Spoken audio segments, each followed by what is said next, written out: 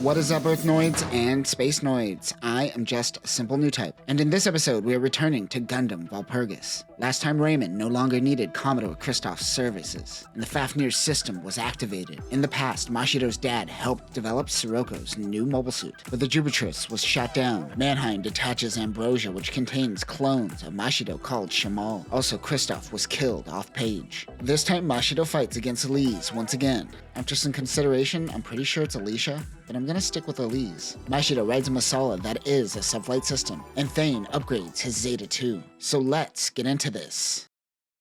Captain Hermie looks at her father's body bag, who was just one of the casualties. Thane and Lint wonder what's going to happen to this base. Mashiro was thrown in the brig. He thinks about Raymond telling him the truth of his past. Mashiro wonders if his memories are connected to the Newtype visions he is getting. Mashiro tells Hermie about Ambrosia, but there's no official records about what he is talking about. The higher-ups give Hermie Kristoff's current mission to search for remnants of the old Jubitress. They also plan on giving the Overon to Anaheim Electronics. This mission is off-record. They also wonder what Haman wants with Fiorina. Currently, the AUG and the Federation are trying to work together, but Fedi bureaucracy makes the Fedis unbearable to work with. Remember, while these talks are going down, a group of children are slowly taking down Neo-Zeon on their own. The Yulong receives 4 big containers. The captain talks to Mashiro. She says that she can't protect him now that her father is dead, and she tells him to get into the Gundam. Shinji, you bitch. Sorry, that came out of nowhere. On the ship, the Flower Garden is home to PMC Wellcast. Raymond hired a private military. They soon spot the Yulong on their radars and prepare for launch. Raymond reminds Elise of her freakout from last episode and tells her not to get too cocky. He calls her by her real name, Ostol. Elise tells him not to call her that, and she launches. What is up with this lady with Raymond? I want whatever she's on.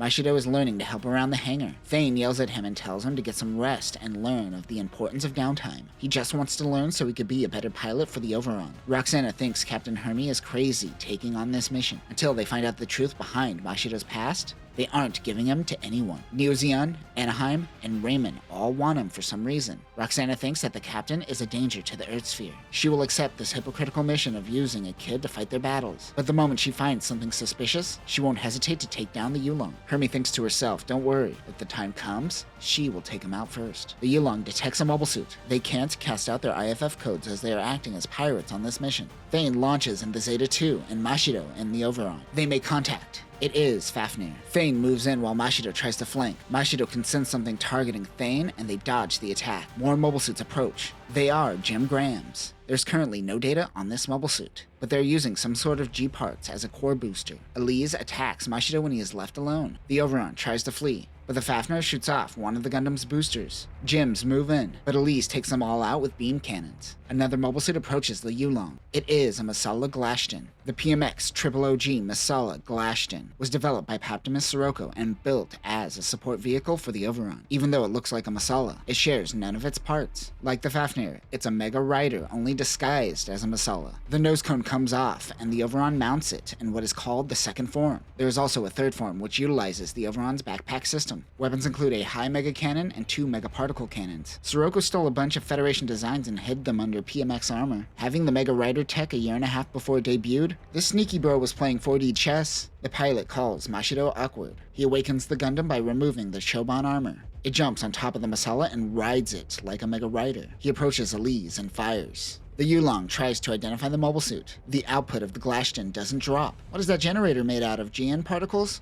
Mashiro shoots at Elise. She gets furious and activates the Fafnir system. Then she powers up her high mega cannon in her head. Mashiro takes aim and tries to shoot the high mega cannon. The Grimoire system is activated. Mashiro looks up and says, is that a Newtype ghost colony about to fall on my face? In his Newtype mind palace, he sees Elise's memories. Her mother was crushed by rubble. Later, a lady tells her she can make her happy. They call her Project Oster and begin testing her limits. Later, she finds herself in the hands of Mashiro's dad, Mannheim. He tells her she is safe in the hands of Sirocco. His Newtype aura talks to Elise, telling her she doesn't have to fight anyone. She says that Sirocco just used women as a tool for his needs, and that Newtype talk won't work on her anymore. Hermie tells him to kill her, but he doesn't want to. He hesitates. Rather than shoot, Mashiro rushes in and kicks the Fafnir. He then gets out of his cockpit. Elise calls him stupid before she is able to fire the high mega cannon. The Grimoire system locks up the Fafnir. It does something to cause the charged Minovsky particles to not bind, and it destroys the mobile suit from the inside. She ejects, but Mashiro is able to save her. She still thinks he is stupid for doing that. 2 weeks earlier, Neo-Zeon is searching a debris field and finds a pilot in a wrecked ship. It is Fiorina. They find a door and make her open it. Inside is Overon. They get her to turn on the Gundam. When it does, it shows the location of Sirocco being at Side 2 Olympus Colony. She kicks out her captor and takes off in the Overon. In the present, she wakes up on the Satellon-class ship. She is in the presence of Haman Karn. Fiorina says that Sirocco hasn't awakened yet. Fiorina seems to be the key to the Overon due to her talisman. Sirocco was sneaky and had plans for everything. Leonardo says that everything is going to the real Haman's plan. They need to find the coordinates to Ambrosia, but Fiorina won't give them up so easily. They can't use intimidation tactics with her, and they must treat Fiorina as a guest. Fake Haman is going to wait for the clan to make their first move. They have time on their side. Fiorina tells Leonardo that the succession has begun. Not Haman nor Sirocco can stop what is about to come. Lint yells and chokes Mashiro for bringing Elise on board. Thane tells him to let him go. They take her to the brig. The Overon's thrusters need to be replaced. Mashiro is spacing out in the cockpit still. In the brig, Elise says that she doesn't know if Mashiro is Sirocco or not. But regardless, she has to kill him. Federica talks to Elise. She wants to know if they have her Fafnir. They didn't end up saving her mobile suit. Raymond will most likely come to get it, as he was the one who created the Grimoire system. Hermie thinks Grimoire? Like those magic fairy stories. Elise says that Mannheim hid the secrets of the Grimoire within the system itself. Even she is trying to figure out this part. On the bridge, they spot something approaching. It is most likely Raymond and the PMC, just as Elise said. In the hangar, Mashiro is getting into the Gundam without authorization, though it isn't showing his face, so something is off. He activates Overon and spooges up Jacko the mechanic with bird lime. That's a lot of spooge. Mashiro says goodbye to Thane. He looks different, as though he was a sleeper agent who just activated. The Zeta 2 is getting a new booster added to the unit. They wonder what happened to Mashiro. Thane thinks it's something else. Jacko the mechanic is in the medbay because he got caught up in the decompression process. Thane heads out in his new Zeta 2 BST spec. There isn't any data on the MSZ-008V Zeta 2 Type V high BST specification, but we can assume it provides extra propulsion in its legs. It also has extra missile pods. Hermie talks to the higher-ups. They intend to follow Sirocco to this Ambrosia location. That is their best bet to find Mashiro. The Overon is approaching the PMC when Thane catches up to him. He says he is here to help, but Mashiro calls him foolish. Thane unleashes a missile barrage.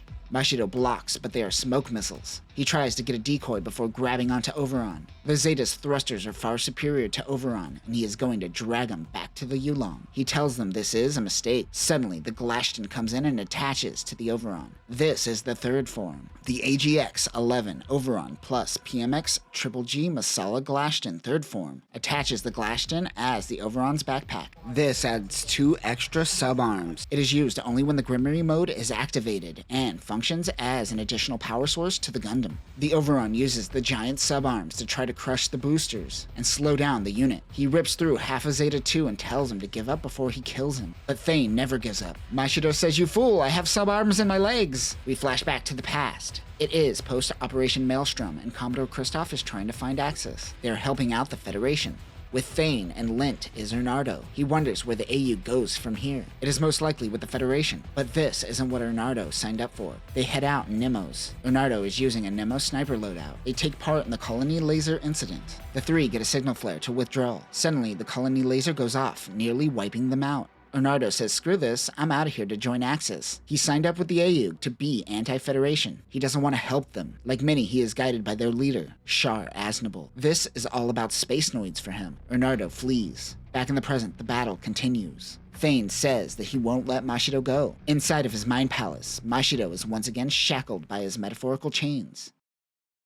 And that will do it for this episode. Many Zeon remnants, Zeon Republic members, and Spacenoids in general fought with the premise that they were being led by Char. The colony laser is Quattro's final appearance before Char's rebellion, so many lost hope and went back to Neo-Zeon. This transition from AU to Federation gets little attention. It must have been a mess because they ignored Neo-Zeon and let a bunch of kids handle it. Also, this isn't done by your favorite translator, so I may have to wait or translate them myself moving forward. Next time, Mashiro faces the real Mashiro inside of his mind palace. He faces off against the PMC in his 4th form, and he works together with Raymond.